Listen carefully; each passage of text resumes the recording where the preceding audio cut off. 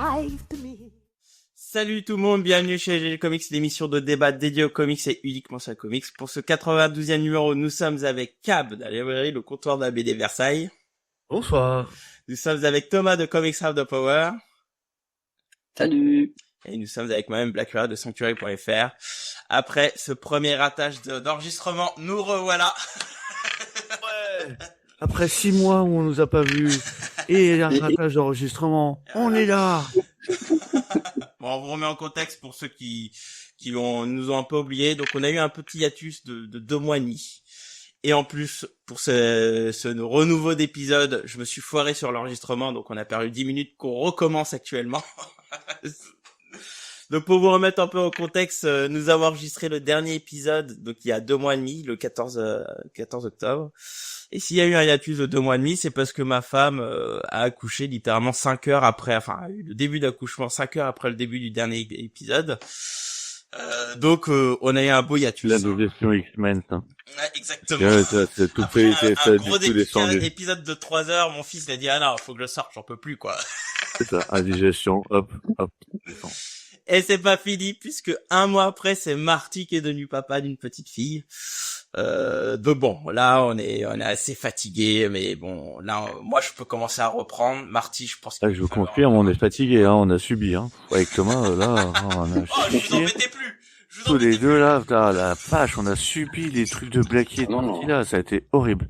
Vraiment. C'est pas vrai, moi je commençais à picoler tellement ça me manquait les podcasts. Ah mais c'est bien en plus Thomas il a envoyé des coups de feu en disant ce serait bien qu'on reprenne et tout. Moi je disais oh putain pas tout de suite là, laissez-moi dormir. Mais bon ouais c'était un peu dur, moi j'étais très pris pour dire ça, j'ai commencé à vraiment relire depuis 3 semaines. Donc bon. Nous revoilà, les GG Comics reviennent, on va revenir sur un rythme un peu plus normal, même si je vais avoir un gros voyage à un moment, ça n'entraînera qu'un petit décalage de 1 à 2 semaines. Mais bon, nous revoici. On vous a laissé sur un énorme podcast de Fall of Krakoa. Voilà, vous l'avez pas encore fini, il faut aller l'encaisser, il faut aller l'analyser, donc, le un bon 2 mois et digérer, le demi, disséquer. c'est parfait finalement. Et donc on voulait revenir dessus. Une dernière fois. Une petite dernière C'est fois. C'est quand même le 4e. Ouais, mais vraiment une dernière fois là. Finito quoi. On rate plus l'enregistrement là, c'est bon, mais vraiment une dernière fois. Et surtout on voulait revenir un peu sur les séries annexes parce qu'on n'a pas eu le temps d'en parler. Parce que après 3 heures il nous reste. Enfin, tu dis, moi j'ai proposé une émission spéciale Mister Sinistre et t'as pas approuvé, donc non, c'est vrai, ça. C'est vrai. Dès qu'il y a Mister Sin, tu vois mon cerveau il bug. Et là tu vois j'ai envie de te mettre des coups de poing comme ça sur l'écran. Enfin bon, j'emmerde Dylan. Et donc. Donc bon, pour vous remettre un peu en contexte, donc on avait fait tout un podcast, on était revenu sur en long, en large et en travers sur tout le run principal de Fall of Krakoa, principalement guidé par Killan et ses conneries avec Sinister. Mais là maintenant on revient un peu sur les séries annexes. Et en plus, on a un peu de chance parce que on a eu Jonathan Hickman qui est un peu revenu sur cette déception de pas finir les X-Men. Donc on va un peu en discuter, ce qui va nous amener sur certains thèmes. Et puis on va un peu parler faire un petit bilan entre guillemets et se poser des questions si Krakoa ça manque pas après 1 an de hiatus de Krakoa avec ce qui se passe sur X-Men. On va se lancer tout de suite. Thomas, de quoi veux-tu parler? Ah, je voulais parler, c'est un peu ma marotte sur la période Krakoa, de toutes les séries Excalibur. Donc il y a eu la série principale d'Excalibur, après il y a eu Excalibur en effet, et après il y a eu Captain Britain, Betsy Braddock.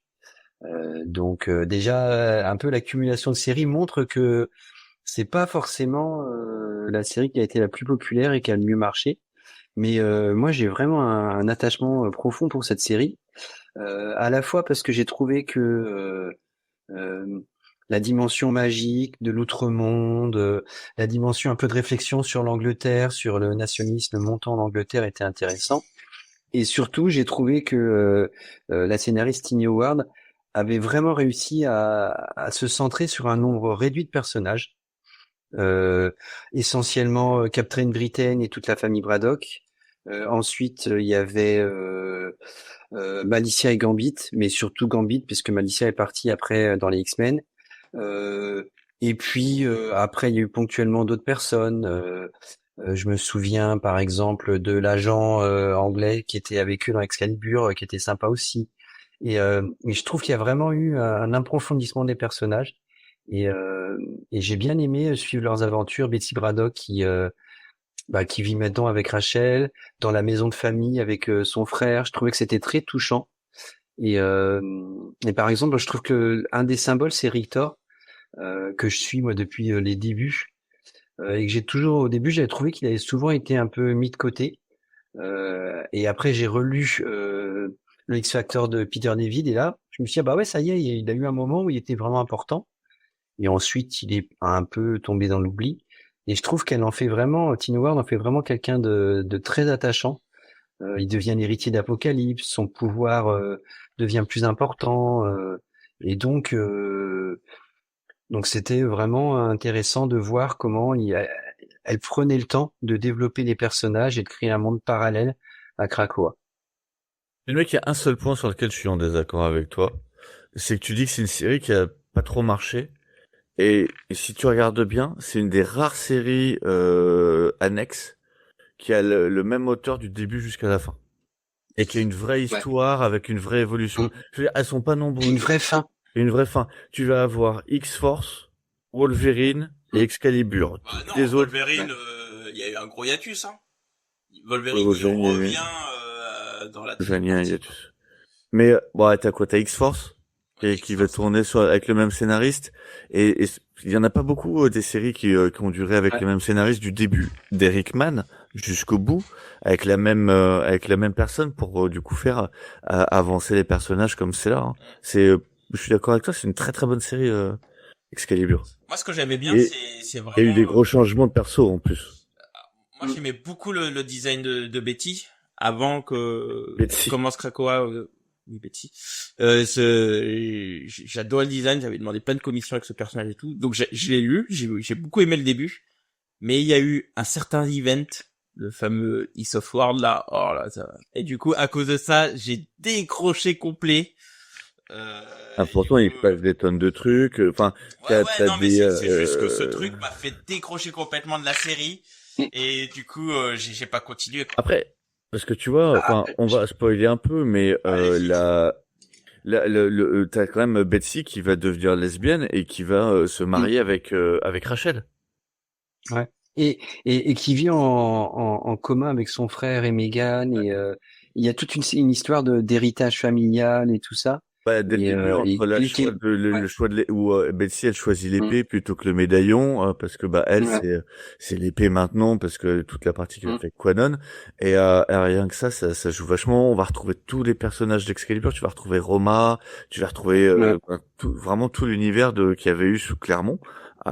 C'est vraiment une super série.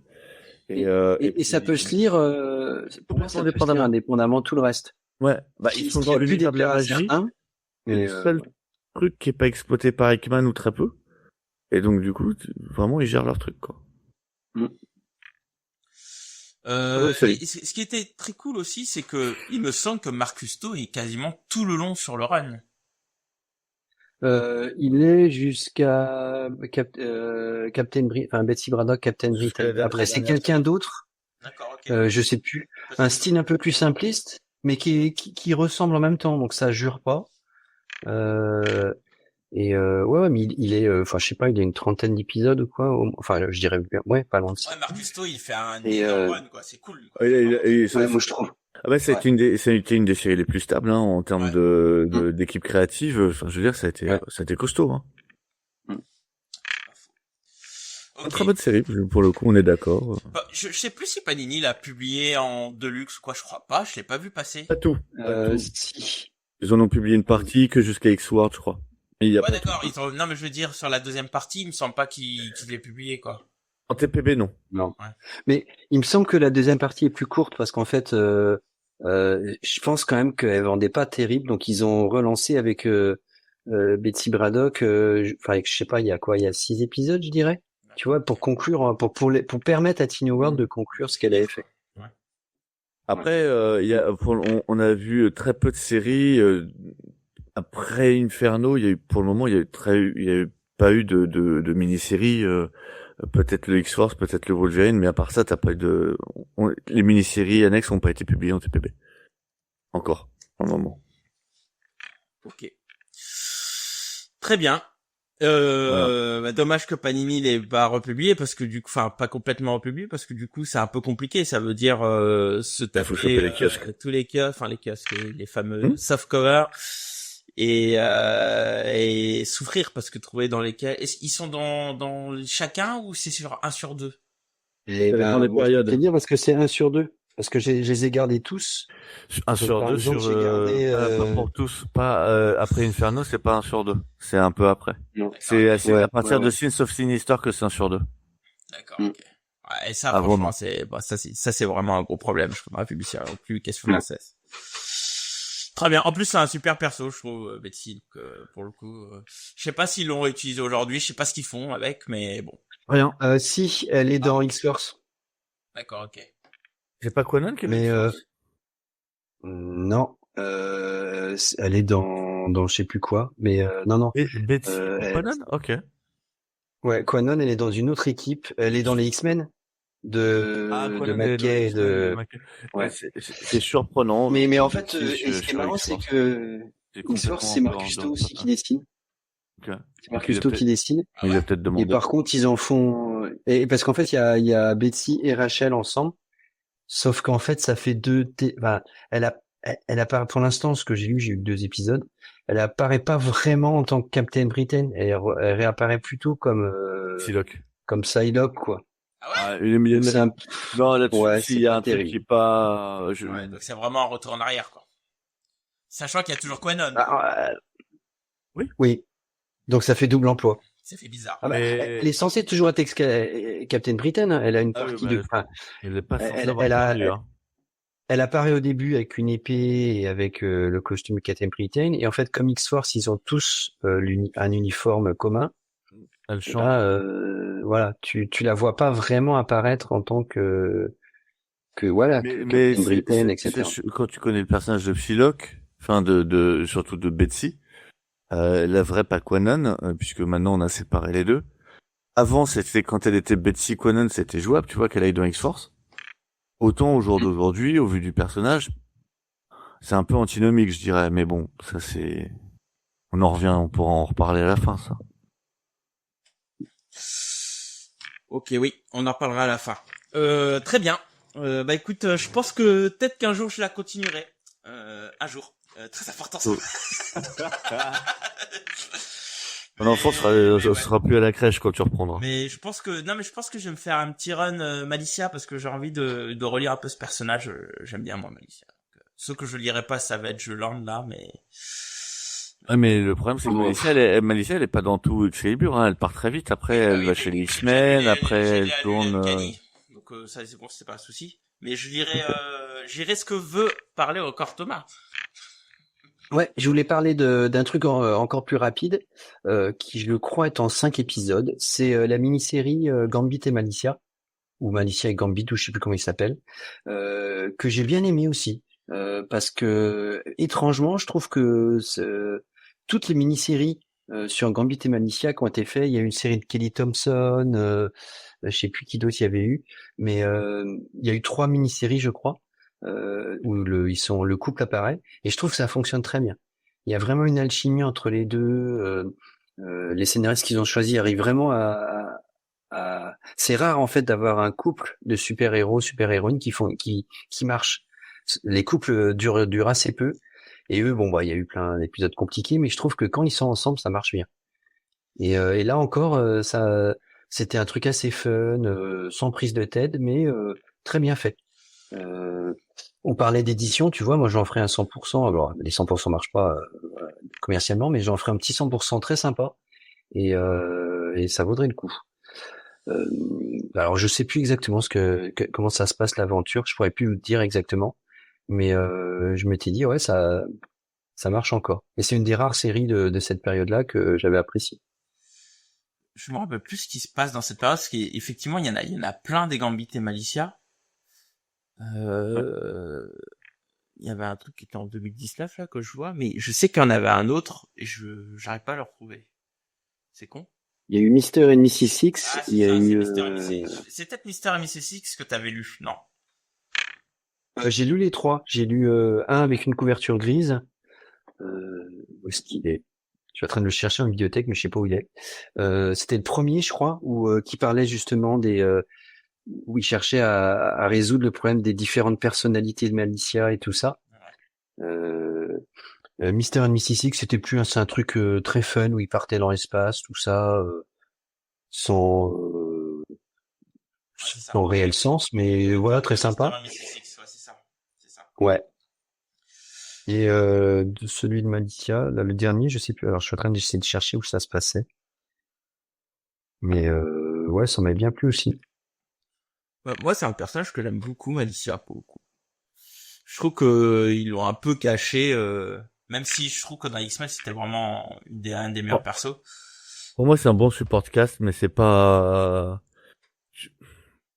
Ils ont essayé plusieurs fois de la rendre leader, quoi. Oui, mais ils l'ont cassé pas. à chaque fois. Ouais, Ils l'ont cassé les rares fois où ça aurait pu marcher. Moi, j'étais très très fan de l'équipe qu'elle avait fait où où elle avait eu où justement tu vois les enfants de la voûte pour la première fois, où elle a une équipe avec Mystique, avec Rocket et Iceberg. Elle est vieille cette série en plus. C'était décidé par l'espagnol là. Bacalo. Par Bacalo, c'est un Américain. Non, mais alors, il a été derrière. C'est la période où elle a la capuche, ouais, où elle revient à son look d'origine. Ouais. C'est commencé par Bacalo et après c'est un espagnol là qui est sur Superman maintenant. Je ne sais plus comment il s'appelle. Mora? Non. Del Mora? Non, c'est pas un espagnol, Del Mora. Je sais, mais il est sur Superman. Oui, non. Sandoval? Sandoval, Rafa. Ouais, Rafa. Et ouais, mais moi j'avais bien aimé cette période, puis derrière, nul quoi. Ouais, là, de ce que j'ai lu, elle est quand même présente dans la meilleure série qui est après Krakoa. Mais on en parle, c'est petit teasing pour la fin. Ok. Après, ça m'étonne pas, c'est une meilleure personne. Cab, de quoi voulais-tu parler? Je pense que tu as quelques petits morceaux aussi. Oui, j'ai quelques petits morceaux. Je terminerai par un spécifiquement parce que pour moi, c'est un morceau qui est un peu oublié, qui est hyper important. Je vais d'abord parler de Dents de Sabre en petite mini-série. Parce que donc à un moment au tout début, en fait, Dents de Sabre s'amuse à tuer des humains parce que c'est Dents de Sabre et que c'est un con. et du coup, le conseil secret, qui est pas si secret, décide de créer une prison, ce qui n'était pas prévu, et du coup enterre Krakoa en fait l'enterre, et du coup le mec vit dans son esprit. Et en fait, dans la série Dents de Sabre, tu vas apprendre ce qui arrive à Dents de Sabre, en fait, pendant qu'il est dans les entrailles de Krakoa. Tu vas apprendre qu'il y a d'autres personnes qui sont en fait dans les entrailles de Krakoa, certaines mis légitimement et d'autres tu apprendras qu'en fait pas du tout. Ce sont des espions pour justement espionner et empêcher un réveil potentiel.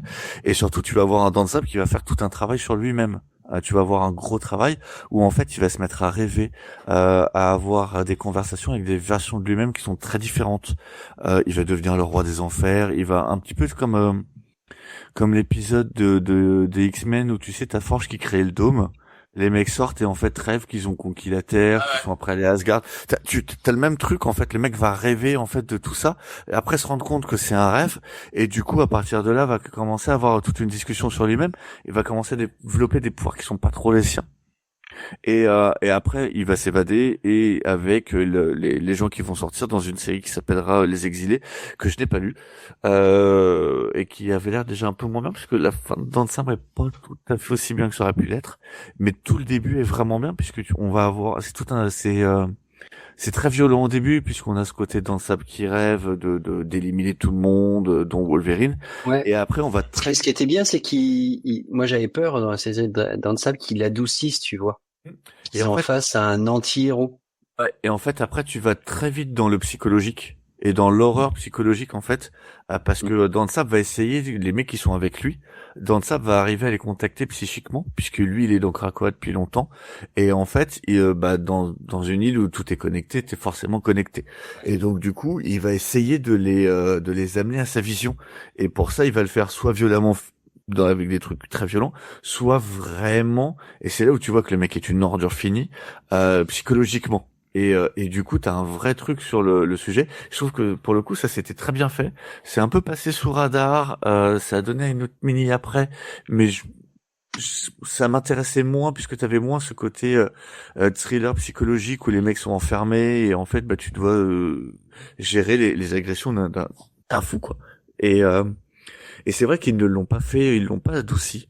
Après, c'est très rare que Dansap soit adouci. Je veux dire, même quand il avait une mini-série dans les années 90, il avait été loin d'être un mec sympa. Ça a été vraiment un beau salaud, sous les dessins de Marc Texeira. Si vous ne l'avez pas lu, je vous conseille cette mini-série qui était incroyable. Et là, c'est à peu près pareil.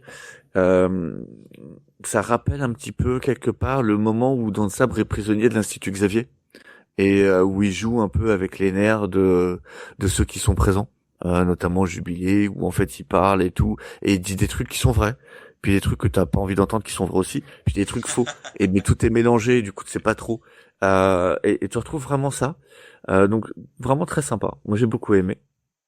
Je voudrais parler 5-6 épisodes, je crois ça. Oui, c'est très court, hein, c'est une mini. Et la deuxième mini, moi je l'ai lu, Exilé, c'est vrai que c'était moins bien. C'était le même scénariste, Victor Lassalle. Ouais. Et en fait, comme tu l'as dit, Dansap s'évade et le groupe de compagnons de détention part à sa poursuite. Et c'est plus un espèce de chasse à l'homme. Ouais, c'est ça. Ça reste sympa à suivre, mais ça a pas en effet la profondeur que ça pouvait avoir avant. Alors, attendez, petite question, parce que moi j'ai le souvenir dans la série principale où on l'évoque, et c'est Doug qui autorise à ce qu'il parte, c'est ça? En fait, non. Dansap s'évade. D'accord. C'est Doug ne l'autorise pas à partir. Par contre, les autres, en fait, tu te rends compte que ils ont été mis, pas tous, mais en tout cas certains, ont été mis dans la prison faussement pour surveiller les autres. D'accord, ok. Un peu comme des gardiens de prison. Et donc du coup, il fait évader tout le monde pour qu'ils y aillent. Mais à ne pas confondre avec X-Men Green, où là il y a qui était une mini-série en 2 épisodes où en fait t'as des mutants qui étaient très bien d'ailleurs, où t'as 2 mutantes qui deviennent des terroristes, des éco-terroristes, et des éco-terroristes, et qui du coup enfreignent la loi de Krakoa sur les humains, parce que justement elles défendent les animaux et la nature, et de manière un peu violente, et là elles doivent aller en prison, et Doug ne les met pas en prison, leur offre et leur dit, vous avez une carte libérée de prison parce que Krakoa fait partie de l'écosystème naturel et donc du coup il a besoin de gens qui le défendent. Ne vous faites pas gauler, vous en aurez pas une deuxième, et en plus il leur file un pouvoir, un objet magique. Et les gars, allez hop, et du coup il les envoie. Et ça pour le coup, moi j'avais beaucoup aimé cette mini en 2 parce que alors c'était sur les personnages qu'on connaît pas, qui est des personnages ultra tertiaires, mais par contre c'est très intéressant de voir cet éco-terrorisme en fait, surtout à notre époque où en fait ça serait pas si con d'en avoir, parce qu'on est en train de détruire la planète, et que du coup des activistes qui veulent sauver le monde et qui s'y prennent mal en faisant des actes de terrorisme sur des grosses sociétés ou sur des mecs qui veulent détruire la nature tout simplement en chassant ou en faisant d'autres trucs, c'est des choses que moi je peux tout à fait imaginer en fait. Et le DC Comics, hein. Ouais.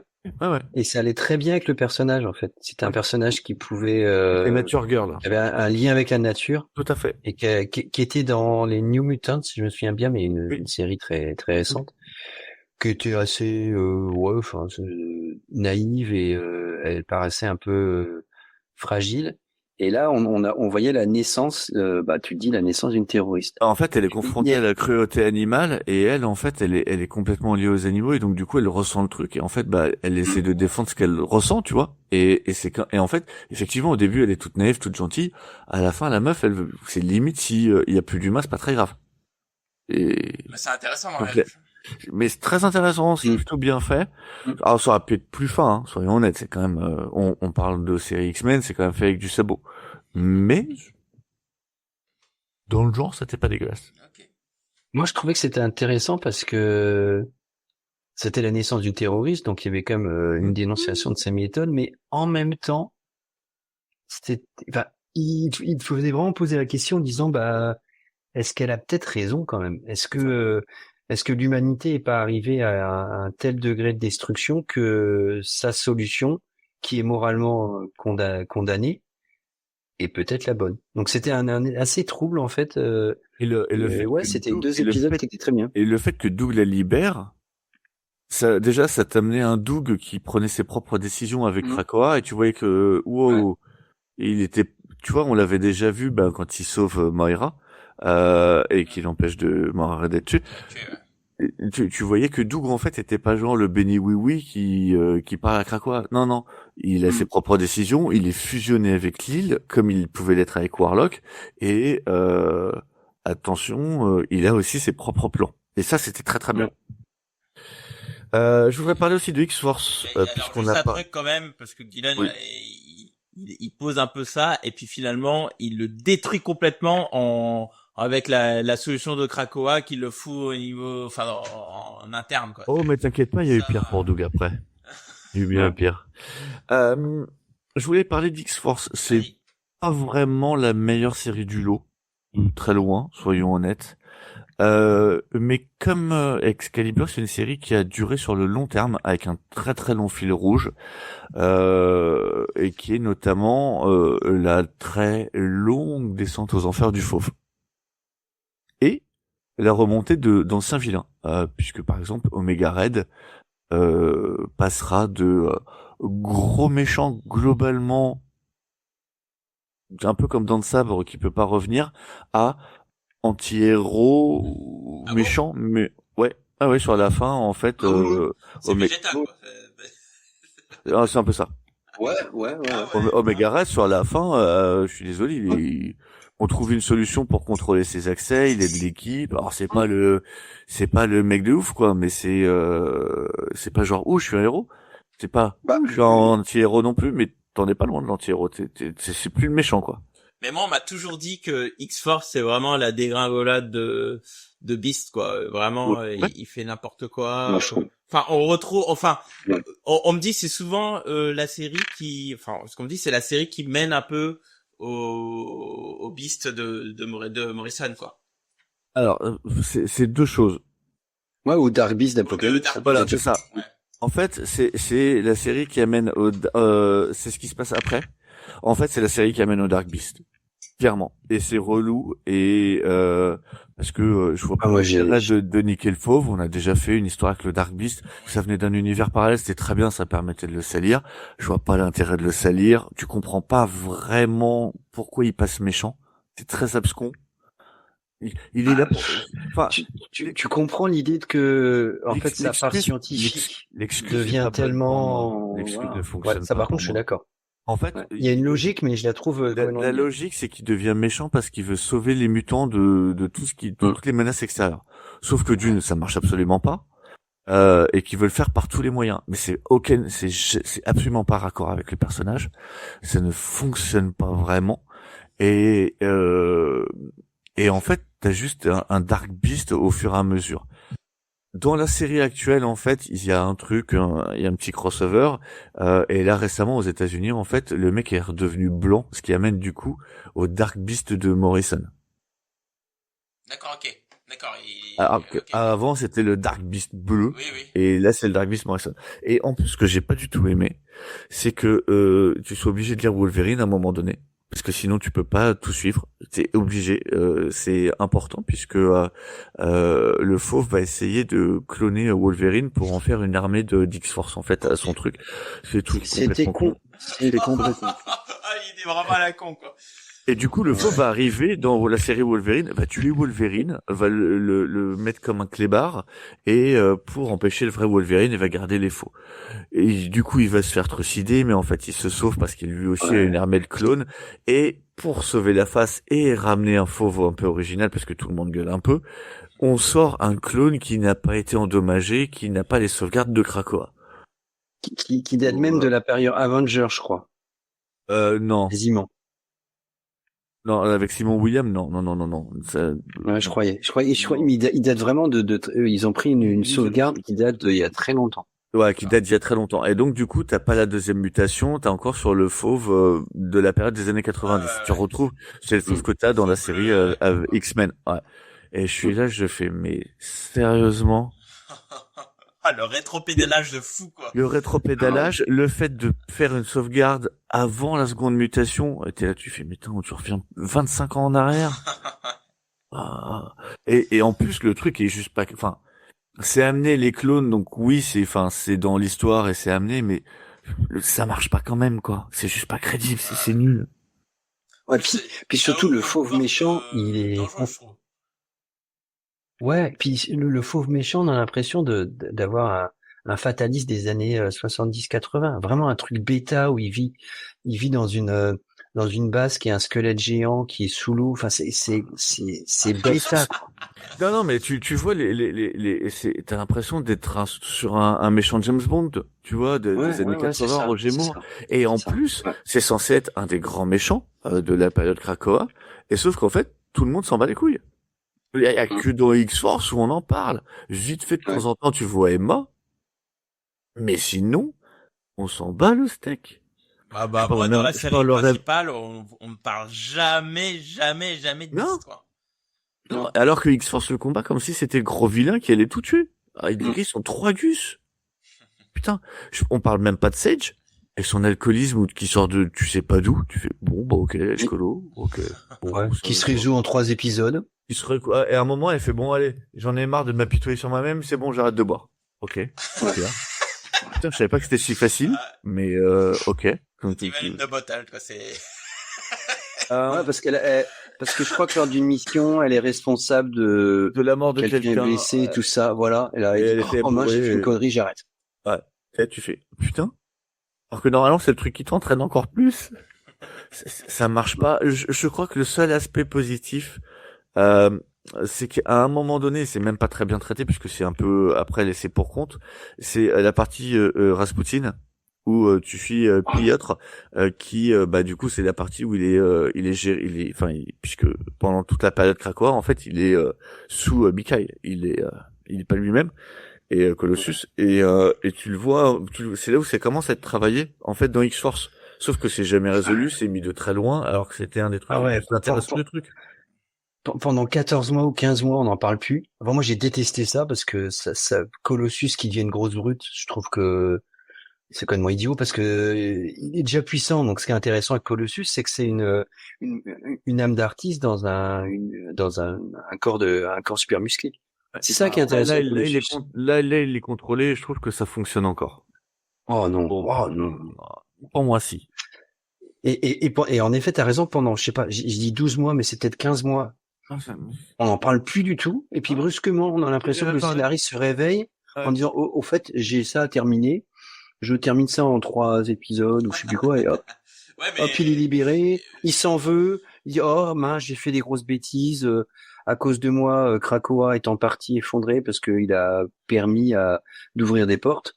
Enfin, c'est un trait. C'était déjà niqué, hein, de toute façon. Tu le vois, tu fais. Et Colossus n'a servi que à ça, hein. Enfin, je veux dire, pour moi, c'est le seul truc. À un moment, Doc Storm amène Colossus dans le conseil des cachets, là. Et il fait juste une mauvaise décision. Et après, il disparaît, hein. C'est même pas une mauvaise décision, hein. C'est la décision de Miracle. C'est même pas la sienne, hein. Lui, il décide pas. Tout à fait. Bah, il approuve et il se débrouille pour que Diablo soit pas présent. Donc, il se débrouille pour que la majorité soit autour de lui. Mais bon. Ouais, bon. Non, mais il sert qu'à ça. Moi, c'est ça le problème. C'est que ça sert à rien. Ouais. Par contre, et je voudrais terminer sur, puisqu'on a décidé d'aller vite, je voudrais terminer sur une bonne série et une série importante, qui est la série Iron Man avec Emma Frost, puisque je me posais la question, justement. Oui, vas-y, je t'en prie, pose ta question. Non, je me demandais si c'était utile parce qu'en fait, j'ai lu toutes les séries X-Men. Oui. Et brusquement, je vois des Sentinel Stark apparaître. Je suis c'est quoi ça? Oui, et tu t'es pas dit que t'avais Fei Long qui apparaissait dans les X-Men et que tout d'un coup il disparaissait et que tu sais pas ce qui se passait? C'est vrai. Bah si. Eh ben c'est dans Si. Iron Man. Bah ouais. En fait, Moi, je l'ai compris bien un gala qu'il y avait une histoire entre les deux. Quoi. la deuxième fin, en fait, une des grosses retombées et de la fin de la chute d'Orkis se trouve dans Iron Man, puisque à la fin de X-Men, Orkis est devenu le nouveau Shield. Mais effectivement, on montre que les mecs ont tué des gars, etc., des humains. Xavier arrive à retourner le complot. Mais il y a toute une partie qui est gérée par Iron Man, parce que à ce moment-là, devenant le Shield et Iron Man ayant été le patron du Shield, les armures tombent sous la coupe de Fei Long, qui du coup en fait des sentinelles Iron Man. Et c'est avec le concours d'Emma Frost que Iron Man va arriver à faire tomber Fei Long, qui est son concurrent à ce moment-là. Il y a une histoire d'amour, un mariage qui sera fait, et la série a tellement plu que il y a une nouvelle série qui a été sortie lors du crossover actuel X-Men qui s'appelle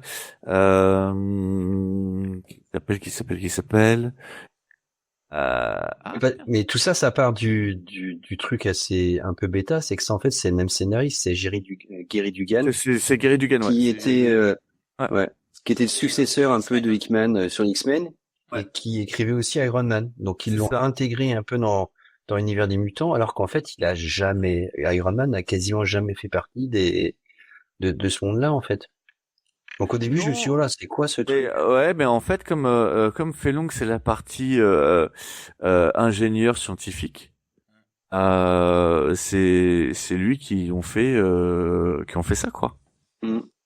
Et du coup Emma Frost, comme à ce moment-là elle est obligée de se cacher, et dans un des Inferno, tu la vois, elle dit je te déteste Tony Stark, en fait elle va aller chez lui. Et il y a une série là qui est donc du coup sortie au mois d'octobre de l'année dernière, puisqu'on est en 2026, qui s'appelle Iron and Frost et qui reprend justement le partenariat dans l'univers alternatif qu'il y a à ce moment-là. C'est pas là où à un moment il file une armure à Emma Frost ou un truc comme ça? C'est dans la série Iron Man, ouais, il file une armure et par contre Iron Man a une armure avec le métal mutant. Tout l'enjeu d'Iron Man, en fait, c'est qu'il y a le métal mutant qui est extrait par d'Araco et en fait, ce métal mutant étant contrôlé, Fei Long le veut, et en fait, Emma Frost qui en a le contrôle va en donner une partie à Iron Man qui fera une armure qu'il va perdre au tout début de la série qui vient de commencer là. Parce que tu peux pas avoir un métal qui soit plus fort que le vibranium ou l'adamantium. Je veux dire, il commence à y avoir beaucoup de métaux qui sont soi-disant le métaux le plus balèze du monde. C'est pas faux. Donc voilà, mais en tout cas, la série fonctionne vraiment bien, le duo marche très bien, parce que t'as au début une relation de mépris, mais t'es obligé de t'entraider. Parce que Fei Long attaque Stark et donc il a plus grand chose. Emma a plus grand chose et elle doit se cacher, ce qu'elle déteste faire. D'ailleurs, elle travaille comme son assistante. Elle est sous couverture, ouais, elle travaille son assistante et après elle revient en tant qu'Emma Frost et à ce moment-là, t'as une espèce d'histoire d'amour en même temps respect qui commence à se faire et à la fin, tu te rends compte qu'il y a eu du sentiment, voire même que derrière l'entre-deux cases, ils ont signé des contrats. Tony aurait signé quelques contrats et pas sur un bureau. Le Kinou. Mais c'est bien parce que ça, c'est la logique des personnages, tu vois. Iron Man est connu comme un tombeur et Emma Frost aussi. Donc, non, ça marchait bien, je trouvais. Non, je suis désolé. Dans l'univers de tout l'univers Marvel, tout le monde couche avec tout le monde. C'est pas faux. Cyclope qui est censé être le mec le plus coincé du monde, tu peux compter son nombre de conquêtes et le nombre de meufs qui s'est coltiné, c'est costaud. Wolverine s'est tapé tornade un paquet de fois et encore récemment dans la nouvelle série. Ah oui. Non.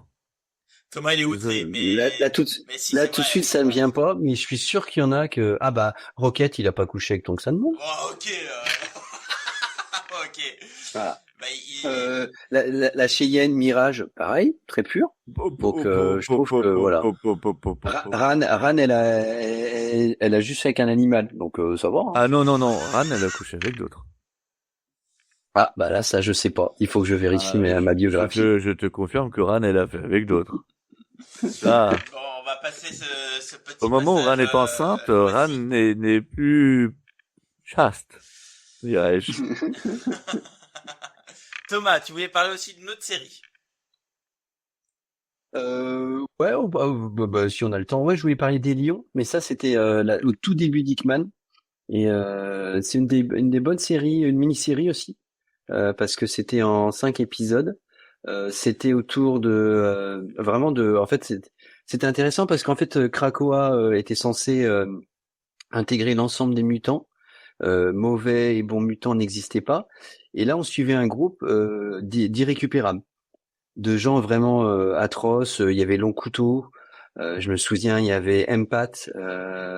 Et je sais plus les autres, mais aussi il y avait Nani et puis le faiseur d'orphelins.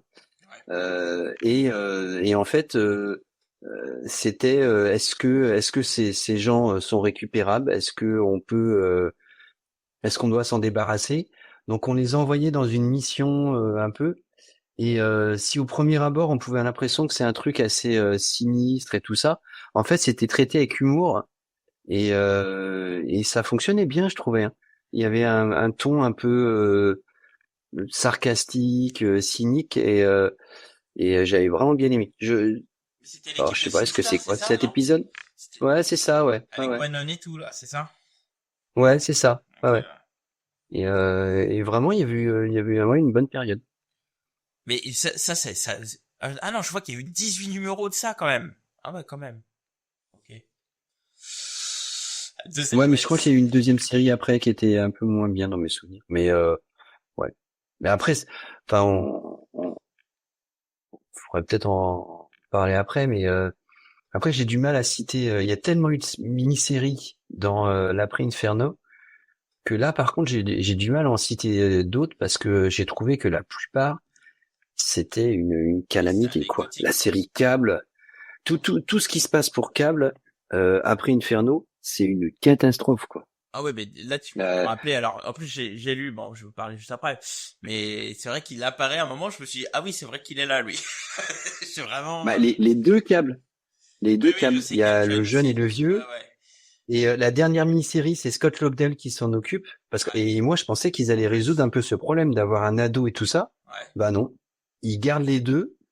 Il fait du jeune câble un espèce de sidekick du plus grand. Ils affrontent un truc scientifique. Oh, c'est complètement abruti. C'est Tu parles de quoi? De câble, la dernière Comment dire, mini-série Jerry dans la câble. deuxième partie. Ah, où t'es les deux ensemble? Ouais. Oh là là. Ah là là là. Je suis bien content de Alors pas que, parler ça. Scott Lobdell, il a mal vieilli. Hein. ah, puis, alors que c'est dommage parce que sur le papier, je trouvais ça très intéressant. Et d'ailleurs, pour moi, c'est un des grands ratés même chez Hickman. C'est la famille Summers. Ouais, je suis Parce que d'accord. à ce moment-là, Mais pour toutes moi, les il ne versions traite pas de la famille parallèles. Smith et Summers dans... Non, ça n'intéresse pas. Ouais, Ça intéresse pas. Alors c'est con parce que justement, il fait tout un épisode où c'est en vrai. fait les mecs se font leur propre baraque Oui. sur la lune Sur la lune et tout. avec Ouais. l'amant, le Ouais. fils de base, le clone qui vient du futur alternatif, Rachel, Mm. les deux Ouais. frangins dont l'un qui est complètement pété, et en fait avec Mm. Jean Grey, et en fait il te met toute la famille, toutes les itérations de toutes les terres, de tous les machins, Oui. et oh bah vas-y laisse tomber, j'en fous rien. Putain, tu fais what the Ça me fuck. fait penser d'un autre sacrifié de la période, c'est Havok. Parce que je sais plus le nom de la dernière série là, avec Madeline Prior, où il devient un zombie. Mais c'est... Avoc, c'est plus un sacrifice à ce niveau-là. C'est pas dans Ion, ça? Je crois que c'est dans Non. Ion, ça, non? Non, non, non, non. C'est comme ça que ça s'appelait là, c'est la mini-série avec Madeline Prior. C'est pas Ah, Dark non, non, X-Men? non, non, non, non, non. C'est Dark X-Men, Ah, non? c'est Dark X-Men, t'as raison, c'est Dark X-Men. Oh là là. Alors là, Mais le mec, Avoc est toujours amoureux de Madeleine, alors que le gars, il est avec Polaris beaucoup plus longtemps. Ouais, C'est ouais, pas ouais. crédible. Deux, qu'il est... Il quitte Polaris pour Madeline. Oui. Et genre, attends, tu fais pas revivre Madeleine, mais depuis quand c'est ton premier grand amour? Jamais, depuis quoi, les années 80? Jamais Avoc a dit, ouh là là, je vais me refaire Madeleine. T'étais avec Polaris avant, t'étais avec Polaris après. Un des mecs qui cote le moins, c'est bien lui. Il a toujours été plus ou moins avec Polaris. Un peu avec Crane. Et, dans mes souvenirs, il refusait. Ouais. Peut-être qu'il y a une réécriture. Oui, oui. Non, Ran, non, je veux pas.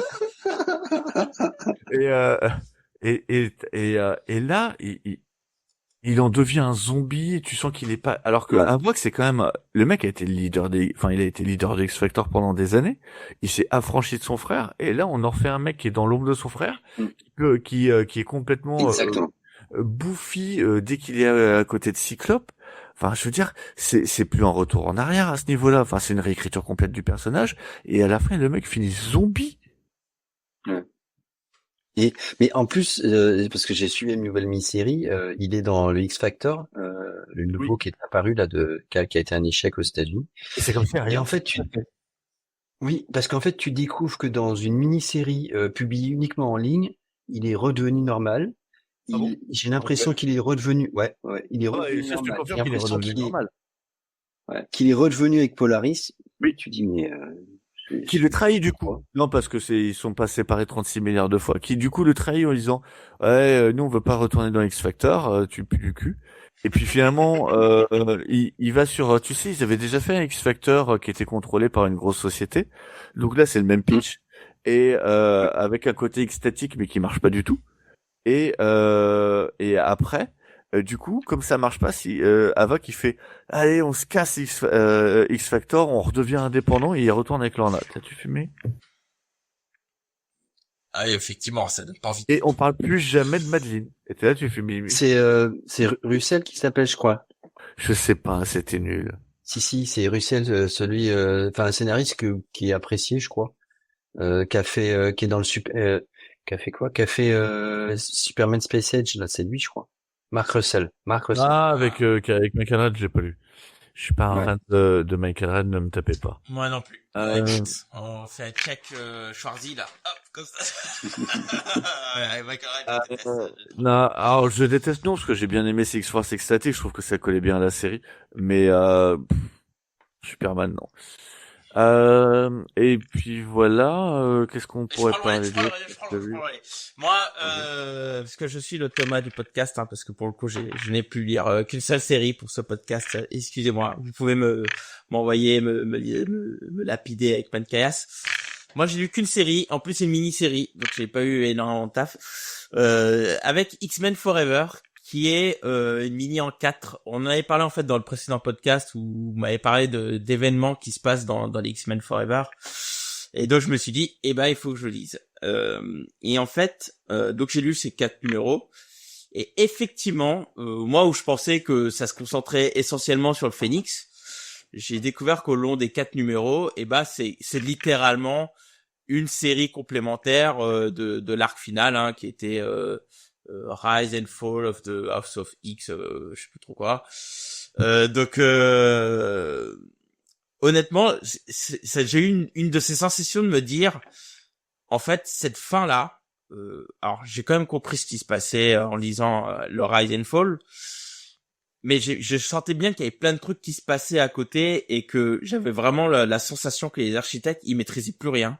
Il y avait tellement de trucs à aborder qu'ils ont été obligés d'en placer dans les séries complémentaires et tout, etc. Donc honnêtement, X-Men Forever, c'est pas trop mal. Il faut vraiment suivre avec la série principale, mais ça permet d'aborder la problématique de Diablo avec ses parents. Ça permet d'aborder Hope. Que ça aborde des trucs sur Hope, ça nous explique plus ou moins en fait comment Phoenix revient, parce que dans la série principale on comprend pas trop. C'était dans X-Men Forever où ils sont dans la chambre blanche et tout. Ouais, Hope qui chasse le Phénix. Qui se sacrifie du coup, ce qui permet de liquider Hope et de lui donner enfin un poids, parce que. C'est ça. Donc c'est dans cette série-là, mais en plus ça t'aborde le monde blanc, ça t'apporte aussi, là on revoit apparaître tous les Sinisters et tout, etc. au tout début. Alors au début je me dis mais attendez, ça pourquoi, qu'est-ce que ça fout dans cette série-là? Ça devrait être dans la principale, qu'on comprenne mieux. Et là où t'as les enfants qui apparaissent à la toute fin, où en fait ils te disent par contre la fin est vraiment bien, où ils te disent nous désolé, on a passé le truc de toujours se battre, des humains et tout ça. Nous, on en a plus rien à branler. Au fait, on se casse. Allez, salut. Alors non. Ouais, j'ai trouvé ça très bien. Alors ils disent pas ça. Non, ça c'est dans la série principale. Ça c'est dans l'épisode 35 où ils réapparaissent et ils expliquent. Ils réapparaissent. Ok, Par d'accord. contre, tu comprends dans cette série-là, dans X-Men Forever, qu'ils vont reprendre l'île et qu'ils vont faire ça un peu différemment. Donc et sans avoir lu cette série, moi je comprenais pas trop. Enfin j'ai compris parce que j'ai l'habitude des comics quoi. Mais je savais pas d'où ça venait, qu'ils reprenaient et tout etc. Et en fait c'est dans X-Men Forever. Et il se passe plein de trucs dans X-Men Forever. À un moment il récupère une arme, tu comprends que c'est Légion etc. Il t'explique, si tu veux lire ça, faut que tu lises Dead X-Men, etc. et tout. Non, mais le fais pas. Ah non, je peux pas dire que je le fais, mais il passe ce truc, quoi. Mais vraiment, j'ai vraiment eu cette sensation d'architecte qui ne maîtrisait plus rien, quoi, en disant, il faut on a mis trop de trucs, on a fait trop de séries, on a abordé trop de personnages. Si on s'en tire à la série principale, on va essayer de faire le truc maximum, mais il y a des trucs qui vont débarquer de nulle part. Il faut voir que X-Men Forever, c'est quand même une tentative de récupérer le finish raté, parce que la dernière partie, donc Rise and Fall of the X-Men, c'est que la toute dernière partie, à la base, il devait pas y avoir. Normalement, je sais pas si c'est vraiment ça, mais de ce que tu comprends quand tu lis le truc, avant Rise and Fall, ça devait se terminer là. Et comme c'est très confusant et que tu comprends pas tout ce qui se passe, ils ont rajouté Rise and Fall pour expliquer, quoi. Enfin, et c'est pour ça que X-Men Forever, c'est tout ce qui se passe avec Cyclope, etc. Mais c'est tout ce qui se passe sur la fin que t'as avant. Puisque avant, c'est la fin. Et Bah non. Rise and Fall, tu parles du dernier épisode. Tu parles d'X-Men 35. Ah oui, non mais d'accord, ok. Oui. Ouais. Ils ont été obligés de faire un giga crossover pour tout expliquer. Ouais. ils ont été obligés. Pour recréer des méchants, pour laisser une porte ouverte un peu artificielle à Krakoa. Mais moi je trouve que justement que soit X-Men Forever, que soit Dead X-Men, parce qu'en fait moi j'ai tout lu dans les softcovers. Et en fait ça rage. Alors non mais attends, alors je vais expliquer pourquoi je suis idiot. En fait, j'ai lu tout dans ces revues. Je viens de les revendre et j'ai juste acheté le Deluxe avec les séries pour avoir la fin. Parce qu'en fait, je trouve que ça rajoute. Ouais. Alors là, c'est quand même con, hein, je sais. Mais bon, j'ai des libraires. Et donc, en fait, je trouve que tout ça, ça rajoute du gras. Et en fait, quand je les lisais, enfin pas mensuellement parce que j'avais beaucoup de retard, mais quand je les lisais jour après jour, en fait, je trouve que le récit principal se diluait tellement dans tous ces trucs. En plus, Panini était en retard pour finir Wolverine, donc il faisait Wolverine, mais qui avait déjà, 6 mois de retard par rapport aux événements actuels. Donc, en fait, tout ça, ça faisait que j'arrivais pas du tout à m'intéresser à la fin, parce que un épisode sur 2, je tombais sur un truc que je trouvais sans intérêt ou abscon et donc je me suis dit je vais prendre le Deluxe, comme ça je vais tout relire. Je veux la fin parce que je veux garder la fin de tout ce que j'ai eu depuis 5 ans, mais je veux pas tout le reste parce que tout le reste est catastrophique. Alors pour le coup, X-Men Forever c'est pas catastrophique, hein. Vraiment pour le coup. Non, il y a des trucs bien. Il y a des trucs sympas, il y a des bonnes idées. Ça remet en plus, on voit la mère de Hope et tout, donc c'est plutôt pas mal. L'idée. Et ça te permet de finir la mer droiture. Tout à fait. Que c'est parce que c'est là où tu vas finir l'arc sur la dernière sinistre que tu n'avais pas eu avant. La mer droiture, elle se finit dans la série principale pour le coup, mais là tu comprends tout ce qui se passe en fait. C'est surtout ça. Donc bon, vraiment bonne série complémentaire, mais moi ça me fait chier de lire une série complémentaire pour comprendre le truc principal, quoi. Vraiment. Ouais, c'est pas logique. Non, et puis c'est surtout, c'est pas genre je t'apporte quelques petites explications. Et je t'apporte beaucoup d'explications. C'est exactement ça. Il y a beaucoup de trucs. Donc bon, c'est un peu triste. Mais moi je trouvais justement que ça explicitait tout. En fait, ça tu sentais que cette série avait été créée juste pour t'expliquer. Ouais. Elle n'avait pas un intérêt pour elle-même. Elle était là juste pour expliciter tout ce qu'on. Tu comprends pas comment Jean Grey revient en Phoenix? C'est ça. Moi c'est mon problème. Est-ce que vraiment c'est important de voir que tu vois, moi qui avais lu que la trame principale, vraiment il y a des moments où je me disais mais c'est un peu what the fuck là, je comprenais pas. Vraiment il y avait plein de trucs où je comprenais pas. Il fallait que j'essaye de ça te permet de sacrifier Hope pour de bon, de lier Hope pour de bon avec le Phénix encore plus. Je regrette, parce que moi, c'est un de mes personnages que j'adore, mais bon. Ah bah Hope c'est fini, de toute façon. Enfin, jusqu'à ce que. Oui, mais comme j'ai l'impression que c'est un personnage que personne savait quoi trop en faire, parce qu'elle a disparu pendant un long moment avant de revenir, où Hickman lui a trouvé enfin un but. Globalement, pour moi, Hope c'est terminé. Cable, on a réglé le problème, il y en a plus. C'est Gillen qui lui a donné un très gros rôle. Parce que à la base, elle était pas dans le conseil, c'était juste une machine à ressusciter, et il en a fait quelque chose. Au moins, on peut le reconnaître. Après, Gillen mais Gillen était déjà là à la création de Hope. Il était sur les X-Men à ce moment-là. Hope, ah ouais, sur la suite, mais. C'est Brubaker qui amène. Oui, mais Gillen, Gillen, il est juste derrière. Mais moi, je suis d'accord avec Gillen. Elle en fait. Ouais, mais elle est en fait le dernier rempart dans le Conseil secret. Oui. Et je trouve qu'elle était intéressante à ce moment-là. Ah mais après il en fait un truc de merde dans Sin of Sinister, et puis voilà, après c'est cata. Ah oui. Non mais Sin of Sinister, il y a rien à sauver. C'est une catastrophe. J'ai lu le premier épisode, je suis c'est cool, il va rattacher les différentes continuités d'Hickman. Ouais, moi aussi. Force à lui parce que c'est assez compliqué. Et quand j'ai vu ce que ça devenait au début, je me suis dit, qu'est-ce que c'est que son délire dans le temps de colonisation par des super mutants. Et après le dernier épisode, j'ai vu en fait c'est qu'un rêve. Je dis mais non. Et c'est là que je me suis dit mais on est vraiment dans le c'est une réalité de Moira, donc en fait tu fais super. En fait mais en gros c'est ça quoi, c'est il va jusqu'au bout du concept que lance Hickman.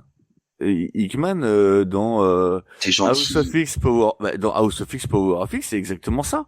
Je suis désolé. Oui mais en bien. Oui mais oui. La nuance est importante.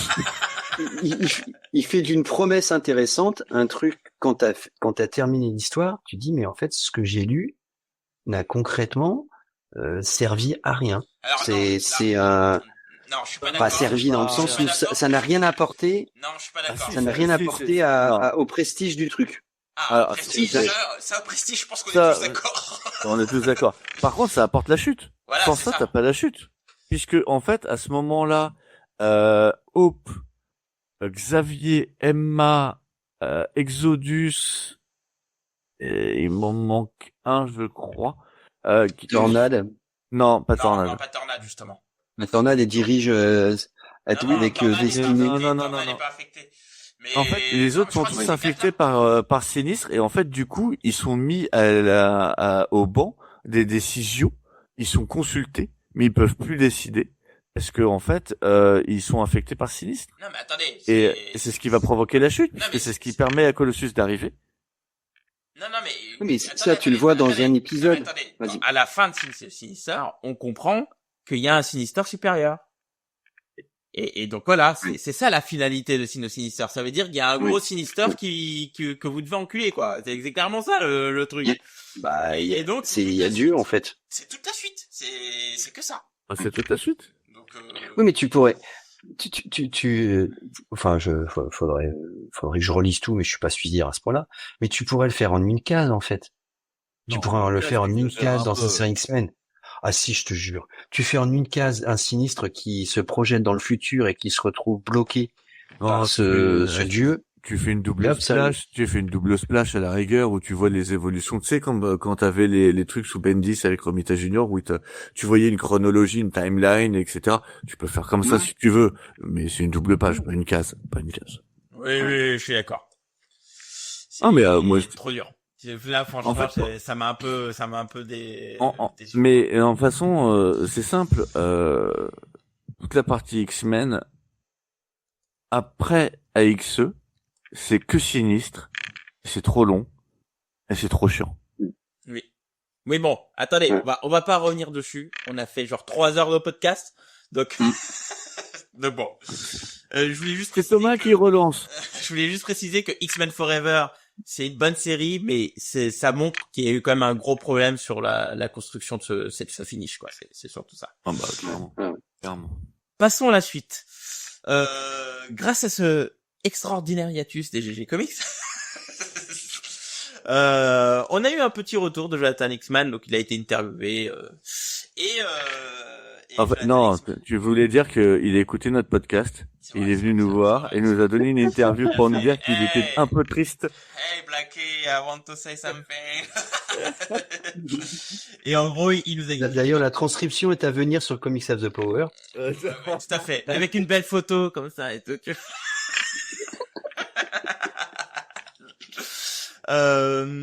Mais bon, en gros, il explique que c'est sa pire expérience à X-Men et qu'il a un énorme regret de pas avoir fait la suite de X-Men.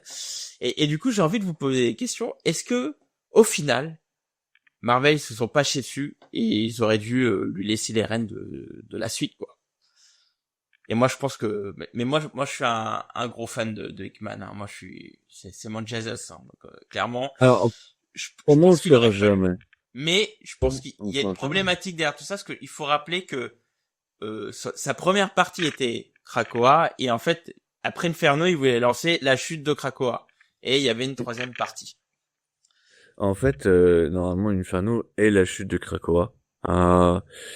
Pour moi, d'une, on le saura jamais, parce que pour le coup, voilà. Après, j'ai envie de te dire, je reste un peu mitigé sur la prestation d'Hickman sur les X-Men. Je trouve que bah tu peux y aller mec. Rise et Power, c'est incroyable. Ah ça par contre je pense que Rise et Power of X, c'est incroyable. Je veux dire, tu t'en prends plein la gueule, t'as du concept de ouf, t'as une promesse qui est folle. Et après il y a quoi? C'est X-Men sont nuls. Oh non. Je suis d'accord. C'est X-Men sont nuls. L'épisode à Davos est pour moi un des plus bels épisodes des X-Men. L'épisode à Davos. Ouais, où ils vont rencontrer les chefs d'État et je crois que c'est à Davos. Oui. Et en fait, t'as Apocalypse, c'est Apocalypse, ouais, ou Magneto, mais je crois que c'est Apocalypse. Non, c'est Magneto. Ça c'est dans Power of. Ils à une réunion. C'est dans X-Men. C'est dans X-Men ça. Dans X-Men. Et je trouve cet épisode est brillant. Dans le deuxième. Moi, les épisodes avec Noto, on s'emmerde royal. Il y a plein d'épisodes d'X-Men qui sont des one-shots qui servent pas à grand chose. Alors, je suis pas sûr. C'est de Gann, ça? C'est de Gann, ça, non? Ouais. Phil Noto, non. Noto, c'est chez Hickman. Ah, c'est chez Dugan aussi, en tout cas, c'est sûr. C'est pas plutôt, comment il s'appelle le Philippin? C'est, Lily Francisiu? Ouais, c'est Lily Francisiu, ouais. Non. Ah, si, c'est sûr. Bon, bref, là n'est pas la question, mais oui, je comprends ce que tu veux dire. Mais pour moi, je trouve qu'en fait c'est les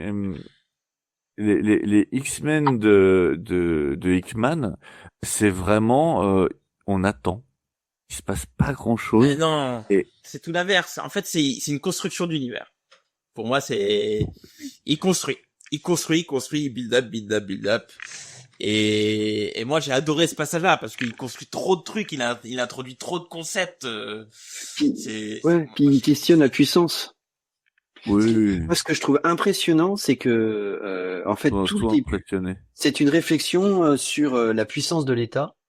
Il fait ça il y a 5 ans, et quand on voit aujourd'hui la géopolitique avec Trump, avec la Chine et la Russie, c'est comme impressionnant de te dire que le retour de l'impérialisme, c'était Krakoa, quoi. Et je suis d'accord qu'il y a tous les épisodes sont pas bons, mais moi je me souviens de l'épisode avec Mystique sur son amour pour Destiny. C'est là que je me suis dit en fait Hickman il peut être sensible et il peut faire aussi des épisodes là-dessus. Ouais, moi, je suis d'accord. Je te rejoins sur le fait que t'attendais beaucoup et que tu trouvais que ça. Je suis d'accord avec toi que ça délayait un petit peu. Ça, je suis d'accord. Moi, je trouve que ça délaye et c'est pas si ouf que ça, quoi. Et ça a été un peu je te promets, pour le coup, ça a été un peu une déception. J'entends, mais je reste de pas. Mais par contre, tu vois, je trouve que sur sur les events, donc le Excalibur, le Hellfire Gala, le Inferno, il est très bon. C'est-à-dire que on met de côté X of Sword, hein, parce que ça par contre. Moi j'aime beaucoup X of Wars. Moi j'aime bien. Je trouve que c'est un what the fuck, c'est un doigt d'honneur assez impressionnant. Ouais, et je trouve que ça fonctionne bien, quoi. Mais après, ouais, c'est un peu compliqué, quoi. Ouais, effectivement, il a eu au début. Oui, Après, c'est Silva. Après, ça sera Et Noto, il est que avec Dugan. Noto, c'est avec Dugan. À la fin. Non, il est aussi avec Hickman sur Sword Out. C'est terrible. D'accord, ok. Mais moi, ce que je voulais dire, c'est que Vas-y, Thomas. moi, ce que je trouve que ce qui a manqué, c'est du point de vue éditorial. Je trouve que Hickman, au début, il n'est pas juste scénariste. Il est aussi éditeur au sens à la Jim Shooter, c'est-à-dire il contrôle ou il coordonne. C'est pas qu'il contrôle parce que je pense que c'est ça. Voilà. Ouais, mais c'est un boulot d'éditeur. Il est éditeur et je trouve que ça fonctionne parce qu'en fait tu as différentes séries qui chacun ont leur univers mais avec des liens entre eux. T'as même parfois différentes thématiques autour du concept de puissance, du concept du pouvoir mutant, même de la culture mutante avec la langue.